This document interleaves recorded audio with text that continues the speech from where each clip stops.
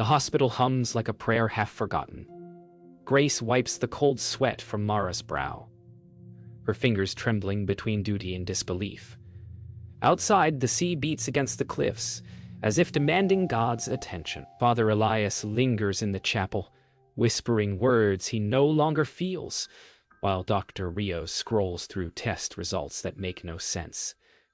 In the hush of the night, everything feels suspended between breath and eternity. Grace looks at Mara's frail chest rising, falling, then stilling too long, until it moves again. "Don't," she whispers. "Don't go where no one can follow." But what if miracles don't heal? They haunt. What if faith isn't lost, but hidden inside the very silence we fear most? In that stillness, something unseen shifts. A monitor beeps, a candle flickers, and time itself holds its breath. The night is not over, but something sacred has already begun. Morning breaks pale and uncertain. The hospital smells of salt and antiseptic, as if the sea itself tried to cleanse what happened. Grace stands beside Mara's bed, chart in hand, her mind refusing the numbers her eyes confirm. Father Elias visits the ward, drawn by something unsaid. "You prayed," he tells Grace softly. "No," she answers. "I stopped, outside. Pilgrims gather. Word has spread. The miracle has no proof, yet belief blooms like mold on stone. Dr. Rios warns them all that it's nothing divine, only a medical anomaly." But when Mara opens her eyes and smiles, the air thickens with something that feels like prophecy. Grace wants to rejoice, but guilt roots in her throat. Why her? Why now? Why not Jonah? Grace sits in the break room, untouched coffee cooling beside her. On the TV, local news calls Mara's recovery a miracle by the sea. Father Elias watches inside. "I believe," he says, "that God never does the same thing twice." She looks down, her thumb rubbing Jonah's photo. "Then what is this?" she whispers. He doesn't answer. Outside, the bells toll noon, and the sound feels like both a promise and a warning. That night, the chapel glows faintly under candlelight. Father Elias kneels again, but his prayers sound hollow, memorized. The candles burn low, and the air feels charged, almost electric. Grace enters quietly, still in her nurse's uniform. "She's awake," she says. He nods but doesn't move. "It's real, Father." His eyes lift to the crucifix.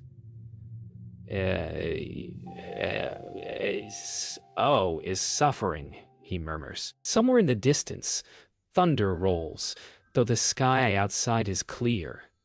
The silence between them feels alive, like the breath before revelation. Mara sleeps peacefully, her body bathed in soft moonlight.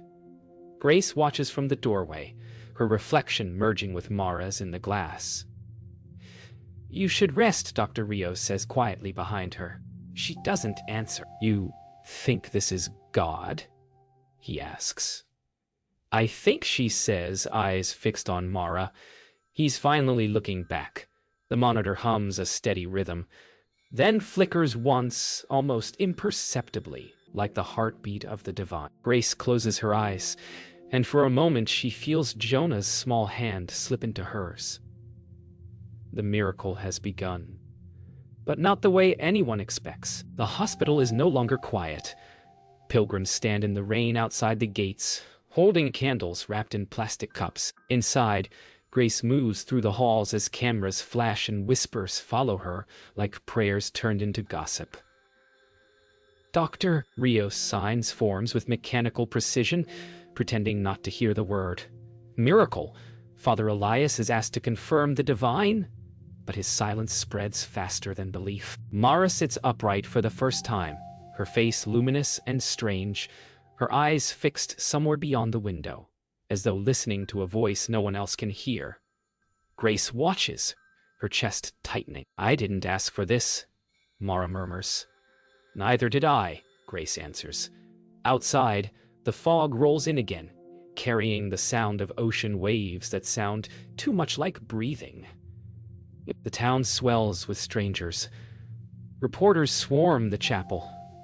Father Elias preaches that miracles demand humility, yet he trembles with the weight of his own uncertainty. Grace watches a news segment called Mara, the woman touched by God, while inside, Mara whispers to herself, tracing invisible symbols on her bedsheet.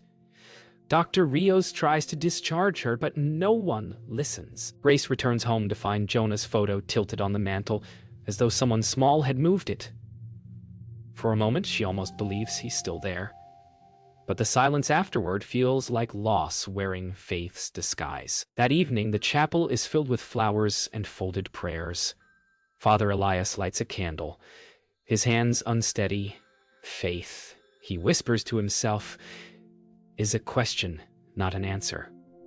Grace stands behind him, listening. Then maybe we've been asking the wrong thing, she says. He turns, startled by the exhaustion in her face. Why her, Father? Why not my boy? He has no reply. Outside, thunder stirs again. Inside, the candle flares brighter, then steadies, as though something unseen just took a breath. Dr. Rios holds a press conference in the hospital lobby. He explains vitals, charts, medical probabilities, but the crowd only hears the word miracle. His voice shakes. We don't understand what happened, he admits. A woman from the crowd shouts, then maybe it's not yours to understand. Grace watches from the staircase unseen. For the first time, she sees in him not arrogance but fear, the same kind she hides. When the cameras go off, the silence returns heavier than applause. He looks up at her and says quietly, You wanted an answer. Be careful what you find. Night falls. Grace walks home through the mist, her shoes soaked, her heart burning with questions she can't pray. She passes the chapel. Inside, Father Elias kneels before the altar again, whispering names of the lost. The sea roars louder tonight, waves rising against the cliffs, like a voice that refuses to be ignored. At home, she lights a candle for Jonah. The flame dances, then bends as if pulled by unseen breath. Her eyes fill as she whispers, If this is faith, why does it hurt to believe? The candle flickers out, leaving her in the dark. And yet she feels something move in the silence, like a heartbeat remembering itself. The town no longer whispers. It worships. Candles line the hospital's gates, faces pressed to the glass, and someone has painted, God lives here, across the entrance doors. Grace watches the chaos unfold from the inside, her pulse echoing like a trapped bird's wings. Mara sits serenely amid it all, speaking to no one, eyes full of calm that feels almost unbearable. I feel lighter, she tells Grace, like I have been emptied of something I never needed. Father Elias visits and stares at her, afraid, reverent, uncertain. Dr. Rios avoids her room entirely. Grace kneels at Mara's bedside, unable to decide if she's in the presence of a saint or a wound that once stopped bleeding. What if this miracle isn't about life, but about letting go? Dr. Rios locks himself in his office, the hum of machines around him louder than his own heartbeat. He replays Mara's scans, the before and after, frame by frame, but they tell no story he can explain. Grace enters quietly. You're afraid to believe, she says. He laughs bitterly. And you're afraid not to. She looks at the X-ray glowing on the wall, lungs once drowning in shadow now clear as light. Maybe, she whispers. It's not her body that was healed. When she leaves, he turns off the monitor, but her words stay glowing in his mind like something still burning. That night, Grace dreams of Jonah running through a field of white lilies. His laughter echoes like music, but when she reaches him, he turns. His eyes are Mara's. She wakes, gasping, the scent of lilies still clinging to her sheets. The air feels charged, the moon hanging heavy outside her window. She walks to the hospital barefoot, drawn by something nameless. In Mara's room, the girl sleeps, glowing faintly like her skin remembers the light. Grace touches her hand and feels warmth, alive and trembling. "What are you?" she whispers. The monitor flickers, and somewhere deep in the silence, Jonah's voice whispers back, "You already know." By dawn, rumors turn to frenzy. Pilgrims camp outside. The mayor declares the hospital holy ground. Father Elias walks among them, trying to restore order, but the air hums with desperate devotion. Inside, Grace finds a woman kneeling by Mara's bed, praying to her instead of for her. "Stop," Grace says, voice cracking. "She's not God."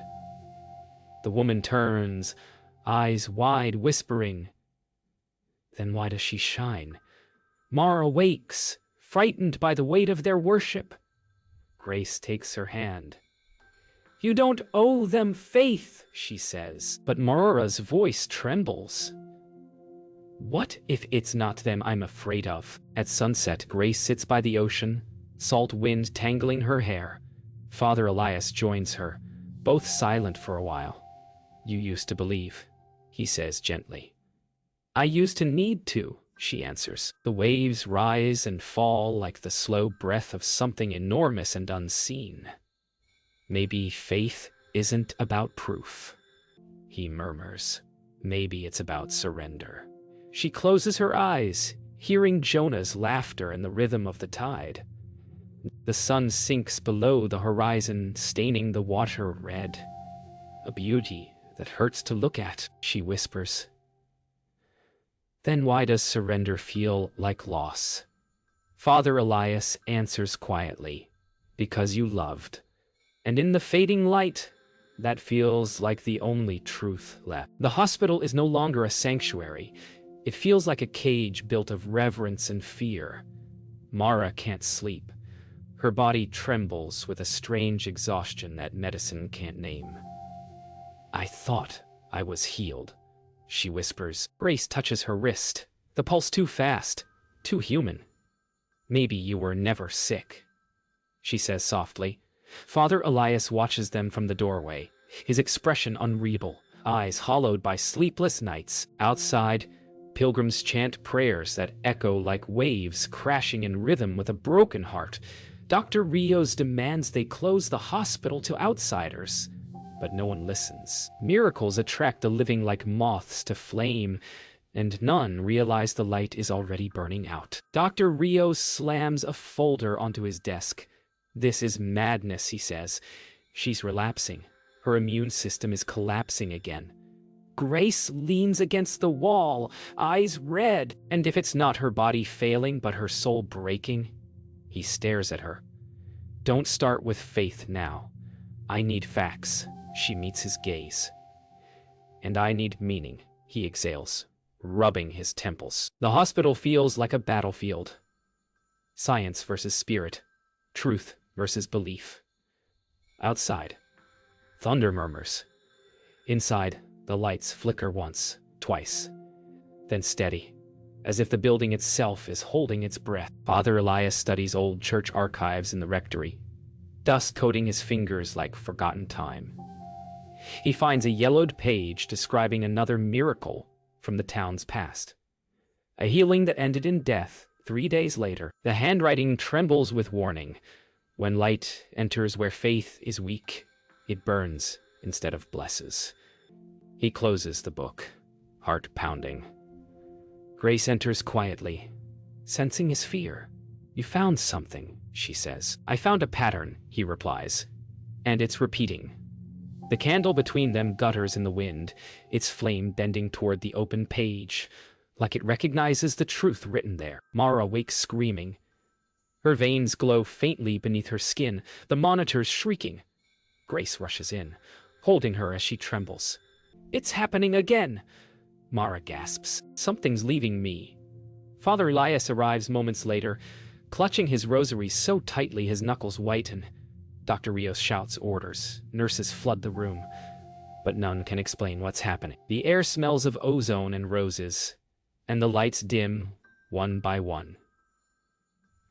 Grace whispers Jonah's name, without knowing why, and for an instant, She swears she hears him whisper back. The line between miracle and curse blurs until it disappears. Hours later, the storm breaks. The power returns. But Mara sleeps, pale and still, her breath shallow. Grace sits beside her, drained, the machines humming softly. Father Elias stands near the window, looking out at the soaked candles of the pilgrims, their flames extinguished by rain. Maybe it was never a miracle, he says quietly. Grace answers, or maybe it was, just not for her. The priest turns to her, eyes full of grief and understanding. Miracles don't save, he murmurs. They reveal. Outside, lightning fades into silence. Inside, Mara's lips move, a whisper, faint but certain. He's coming, and in that moment, the air grows impossibly still. Morning creeps in gray and merciless. The hospital is nearly empty. The pilgrims have gone, leaving melted candles and the sour scent of rain. Grace walks the hallways like a ghost, exhaustion hollowing her eyes. Mara's vitals remain stable, but her voice, when it comes, sounds far away. I saw him, she whispers. The boy in the light. Grace freezes. Jonah! The monitor hums in answer. Father Elias listens from the doorway, his breath trembling. What did he say? Mara's lips curve faintly. He said it's time. The priest crosses himself, but the motion feels like fear, not faith. Grace turns away, her heart breaking open in slow, invisible ways. Dr. Rios pores over lab results that refuse to make sense. Hair cells are regenerating, then dying again, he mutters. Grace stands beside him, hollow-eyed. Then she's between, she says quietly. Between life and something else. He slams the folder shut. Enough poetry, Grace. This is biology, but his voice cracks mid-sentence. He's no longer sure which world he belongs to. The one of proof or the one of prayer. She turns to leave, whispering, maybe they're the same world. We just can't see the edges. When she's gone, he sits in the silence, staring at the faint pulse of the monitor light, reflecting against the window like a distant star that refuses to die. Father Elias stands before the congregation. What's left of it? Half the pews are empty, the other half filled with faces that no longer trust him. We prayed for a miracle, he says, voice shaking, and God gave us ourselves. A murmur of confusion ripples through the crowd. If we cannot love without needing proof, then we never loved at all. His words hang heavy, unanswered. Grace watches from the back, her eyes wet. Mara's name echoes through the air like both salvation and accusation. The candles flicker, one by one. People begin to leave. Elias stands alone at the altar, his faith crumbling, and yet, for the first time, it feels honest. That night, Grace returns to Jonah's grave, a small stone on the cliffside overlooking the sea. Rain falls softly, whispering across the earth. They said she's healed, she murmurs, but I think she's just waiting. Her hands trace the engraved letters of his name. If you can hear me, tell me what this means. Lightning flashes across the horizon, lighting the sea silver white. In the echo, she almost hears his laughter. Not haunting, but forgiving. She smiles through tears. Maybe healing isn't about fixing what's broken, she says softly. Maybe it's learning to live with the crack. The ocean answers in thunder. At dawn, the hospital smells of salt again. Mara sits awake, smiling faintly. Grace enters, still damp from rain. You saw him again, didn't you? Mara nods slowly. He said the light's not for keeping. It's for returning. Father Elias joins them, eyes red but calm. Maybe, he says, this was never about one miracle, but the healing of many. Grace reaches for Mara's hand. their fingers intertwining like threads pulling tight a wound. The sun spills through the window, warm and forgiving. For the first time, no one speaks, and the silence feels whole. Yet beneath that peace, something stirs. The quiet knowing that not all stories end with the lip. The storm arrives without warning. The ocean roars like a wounded god as lightning cuts through the clouds. The hospital loses power. Machines fall silent. Grace rushes through dark corridors, flashlight trembling in her grip. Mara's room is empty, her bed stripped, the sheets damp from open windows. Father Elias calls her name through the halls, his voice swallowed by thunder. Dr. Rios shouts orders, chaos blooming like wildfire. She's gone, Grace whispers, staring at the empty bed. Gone where? The priest demands. But she already knows. She feels it deep inside, where grief has lived too long. The chapel by the sea, that's where the light always goes to die. Grace runs through the storm, her shoes sinking into mud, her breath ragged. The chapel looms ahead, half forgotten, half remembered, its windows glowing faintly from within. Inside, Mara kneels at the altar, drenched, whispering words no human tongue should know. He's coming, she murmurs as Grace enters. Jonah. The name breaks from her lips like a wound reopened. Mara nods, smiling through tears. He says, "You're free." Lightning flashes, and for an instant Grace sees the outline of a small boy's hand resting gently on Mara's shoulder. Then darkness returns, heavier than before. Father Elias and Dr. Rios arrive moments later, panting from the climb. "She's in there," Grace whispers, her voice barely audible over the rain.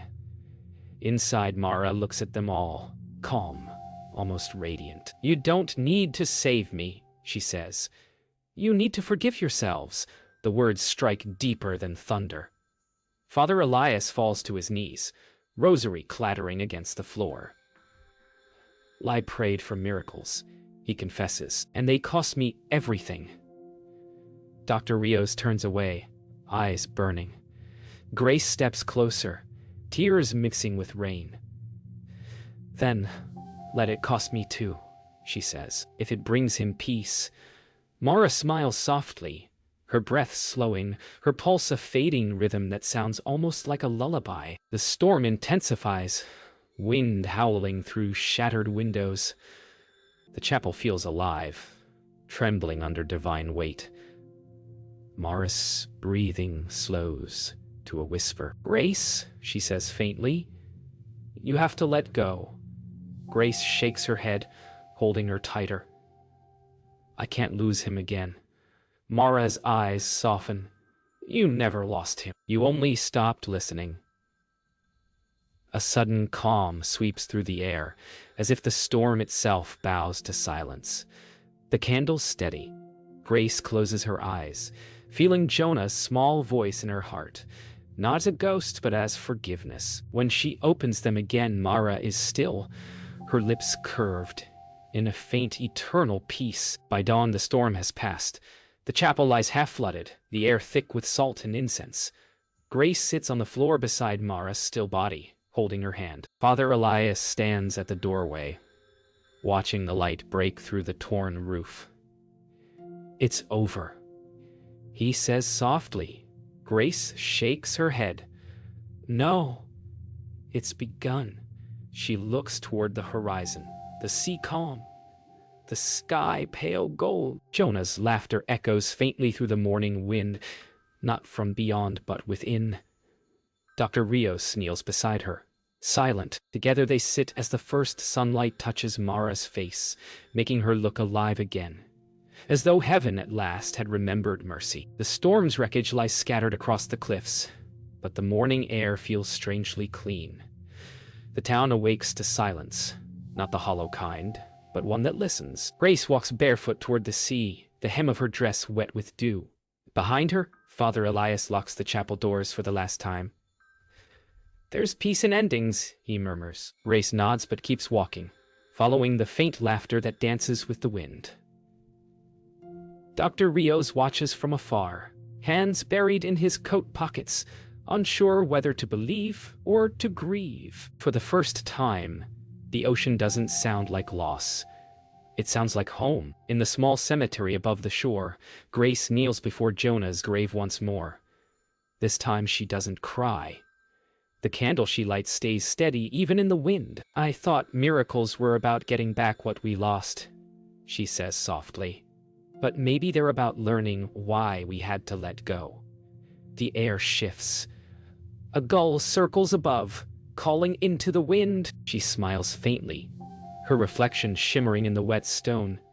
Behind her, Father Elias approaches quietly, setting down a single white lily. "Hi's with you," he says. Grace nods. He always was. At the hospital, the corridors are quiet again.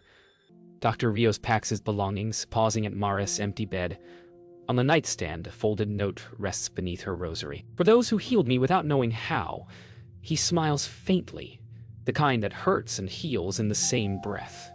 As he turns to leave, the monitor beside the bed beeps once, a soft, single heartbeat, then falls silent. Outside, the world feels wide open, as though even science has learned to breathe in wonder. In the chapel, Father Elias lights one final candle.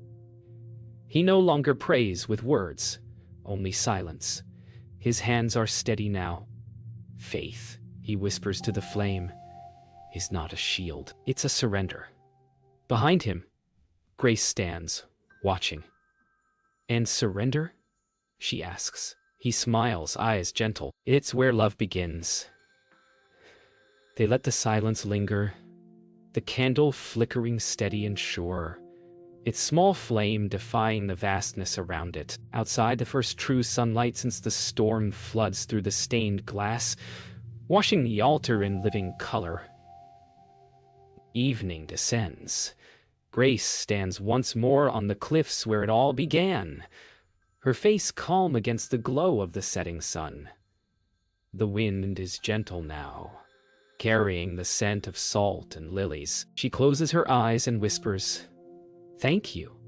The sea responds with soft applause against the rocks. For the first time, her heart feels light. Not because pain has gone, but because it has found purpose. The horizon stretches endless, painted in fire and gold.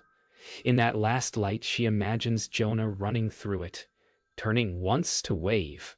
She doesn't chase him this time. She simply smiles, letting him go. And as the sun dips beneath the water, the world exhales in peace.